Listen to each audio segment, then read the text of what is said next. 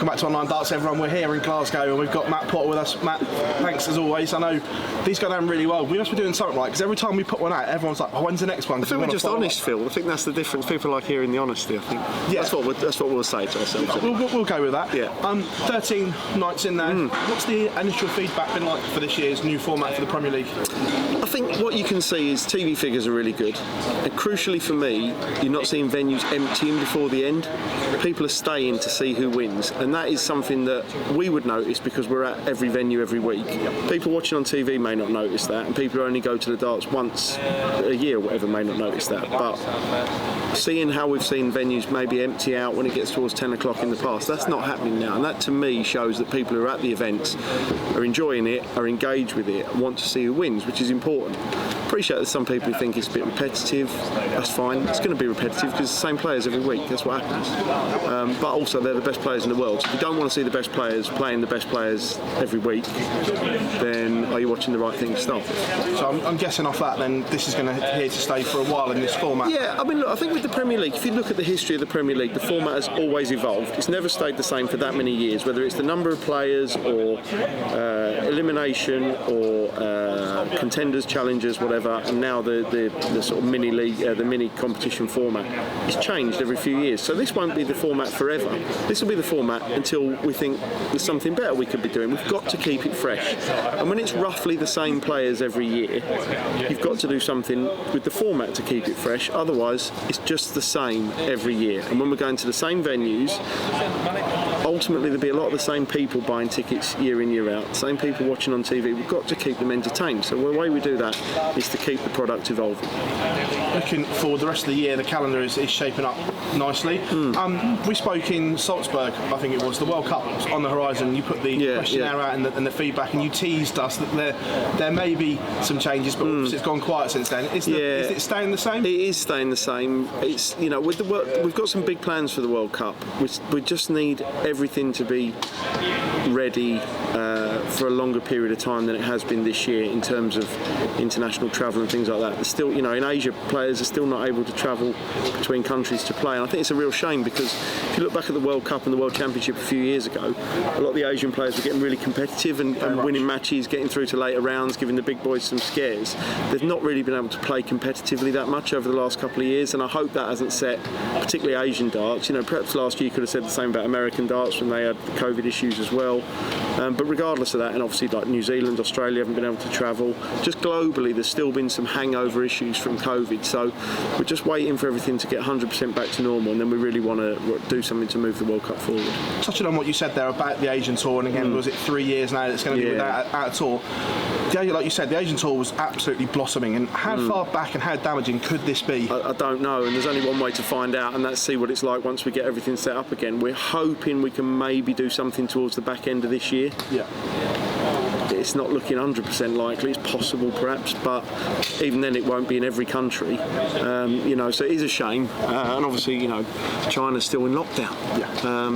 You know, that's so 2020. You know, come on, guys. But let's, you know, we've got to let things play out at the pace that people who make the decisions allow it to, and then we can, you know, and then we can decide, or then we can see really. But hopefully, players have still been able to play locally, and it won't take that long to get them back up to speed. Whilst we're talking about different tours, and that we saw the CDC announce that for next year, that if you're a tour card holder, you won't be able to go back and play in their events. Was that their decision? Yeah, it's their decision. Yeah, no, I mean, no. We always let these organisations are autonomous. You know, if they make a decision we're particularly against, then you know, we will discuss it. But ultimately, they have the final decision. So CDC make their own rules. Is that something that you recommend rolling out on other tours, or it's not? It isn't a one-size-fits-all solution. You know, there's different issues. Some players it's easier to get back home. Some players there's, you know, more tournaments to get back for. Sometimes there's more players. You know, so there's different challenges with each organisation, and each, you know, these organisations. The aim has to be to find players who are going to go on and become tour card holders, play on the main tour, play in World Series events, qualify qualify for the World Championship, become the World Cup team, all the different opportunities that we're able to offer them. So they have their own routes to do that, you know, so that's the way that the CDC are going to go. And as with everything, you know, they're sensible guys, they'll evaluate it and they'll see how it works. On the World Cup as well, obviously it was announced that John Henderson's going to play with Peter Wright, and a couple of people have asked questions off that. One was Gary Anderson consulted. It was Gary's decision. Well, but then off of that, obviously, where John isn't even the third-ranked Scottish player, was that then an issue, or was that just something that wasn't an issue? Do you know what? I mean, I'm tongue-in-cheek. It was Gary's decision, but Gary actually said to us, "I hope you pick Hendo. He deserves it." You know, Gary's a fair bloke. You know, and he knows what John did last year with Peter was spectacular, and he thought John deserved the opportunity to do it again. And I think fair play to Gary, fair play to John.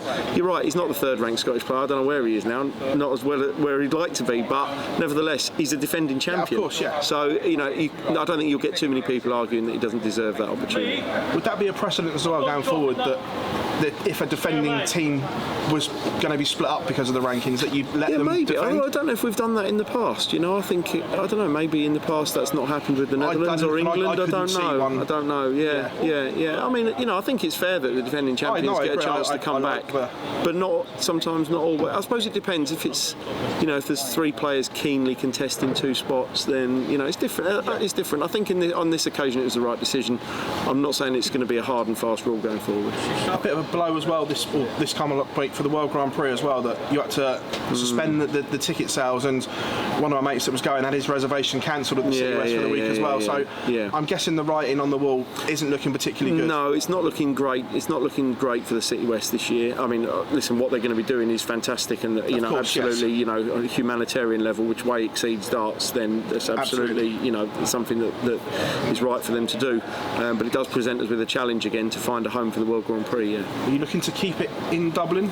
If we can. I mean, there's limited opportunity, limited availability. Particularly booking a venue for 10 days at 4 months' notice is not an easy task. No. You know, there aren't that many venues in Dublin anyway. The Three Arena's obviously not practical. It's way too big, and anyway, it'll be booked out for at least one or two or three of the days. Way too expensive as well. It's a fortune, yeah. But you know what? It's worth it when you get 10,000 people in there. When it wouldn't be worth it is on a Tuesday with 700 people in there. You know, so we'll have a look for. We have already looked for alternatives, but you know, we know it can work at Leicester because we've done it there before.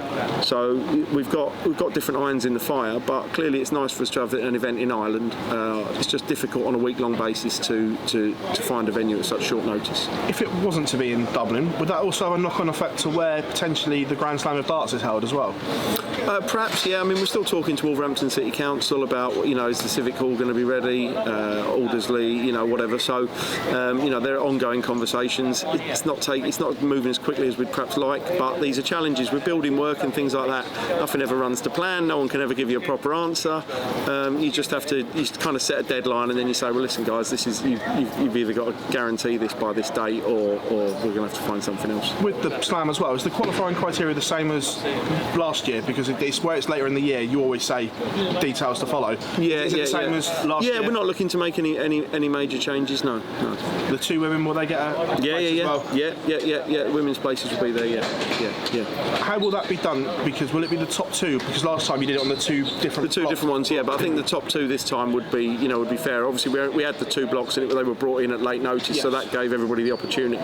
Whereas this year we've had the whole calendar set out from the start, so every woman player's had the opportunity to play in all the women's series events. So speaking of that women's series, you must be delighted with the response that it's had this year. That it's growing, and obviously we cover it quite extensively. That the general standard seems to have come up an awful lot as well. Yeah, and that's natural. It's going to. When there's more competitive action more regularly, then the standard will increase. You know, and we've said that, you know, about the Asian Tour, about the Nordic and Baltic Tour, whatever. You know, they're always going to improve in standard when they improve in frequency.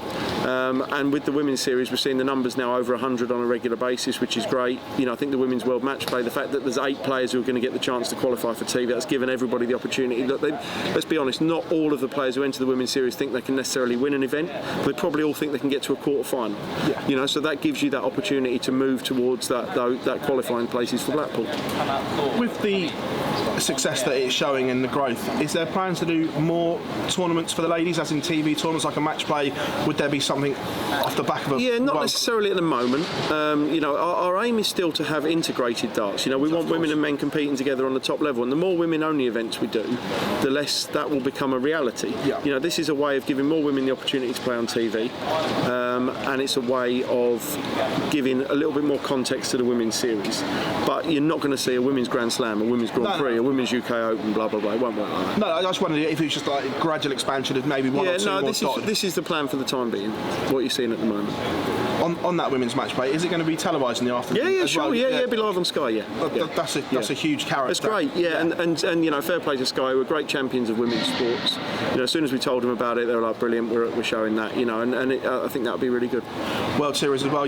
Since we last spoke, it's been announced that we are going back to the Oceanic region. You must be delighted that that's happening. We are finally, after three long years, and you know, even at the start of this year, there was some doubt as to whether we'd be able to go back. But it seems that I think New Zealand finally reopened last week or whenever. So. We're going back down there, and that's great because we've got a really good market down there. We've sold so many tickets for the Wollongong event already. Hamilton's selling really well. Townsville's picking up, so there's a massive appetite for it, and we just want to service that market. On Australia, a very interesting comment on social media. I don't know if you saw it, that Corey Cadby has said that he wants to come back and play. Good. Look, we know it's a long journey. Just behave, Corey. Just behave, and you'll be fine. It's a long journey back for him, but if he could get back to somewhere where he was before he went home. Corey Cadby is a lovely lad and a fantastic talent. He just needs to concentrate on doing what he should be doing. Don't get distracted, Corey. Concentrate on your darts. What I told you 4 years ago, you could be world champion. Just concentrate on your darts. Don't get distracted, and then he'll do it. He said he'd prove me wrong. Not prove me wrong. He said he'd prove that he could do it. I want to see it, Corey. Come on, you can do it.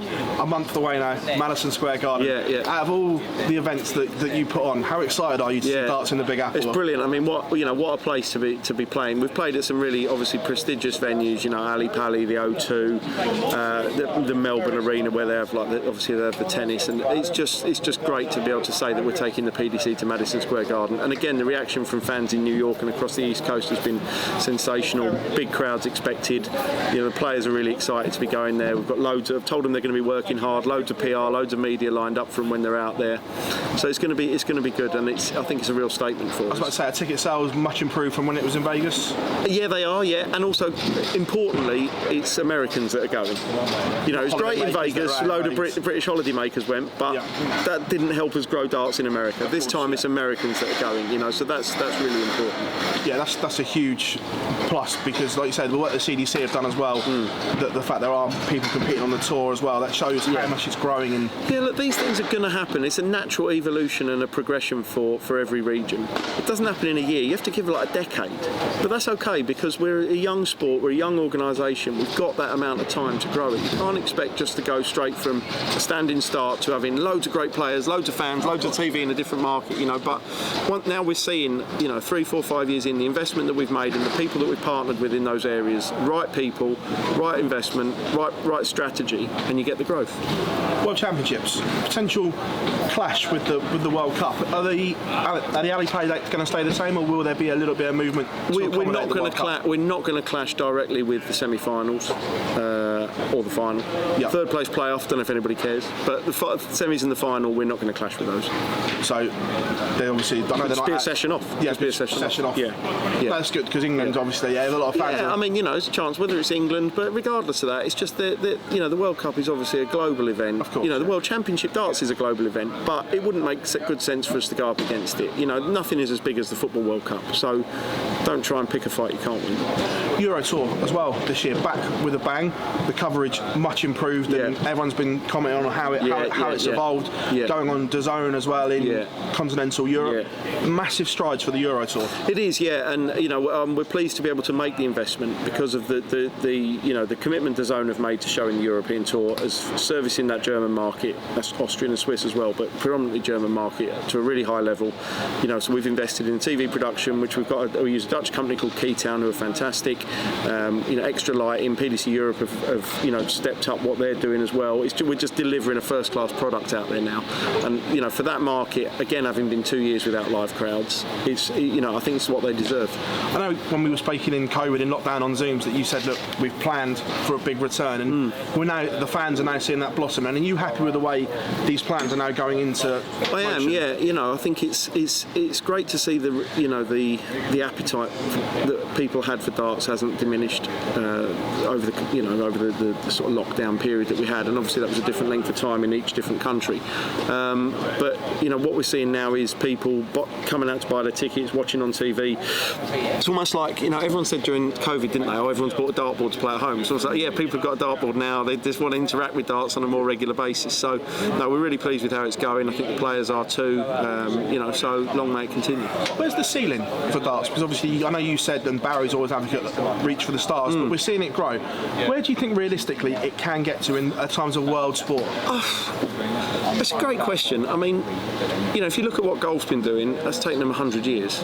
Tennis probably 60 years, 70 years to get to like the levels of prize money, the levels of global exposure. I think we can reach a level way in excess of where we are now in a shorter period of time because of the TV coverage that we get, because of the accessibility of darts, because of the speed with which we can move as an organisation. So you're going to see more tournaments in more countries, you're going to see more TV coverage.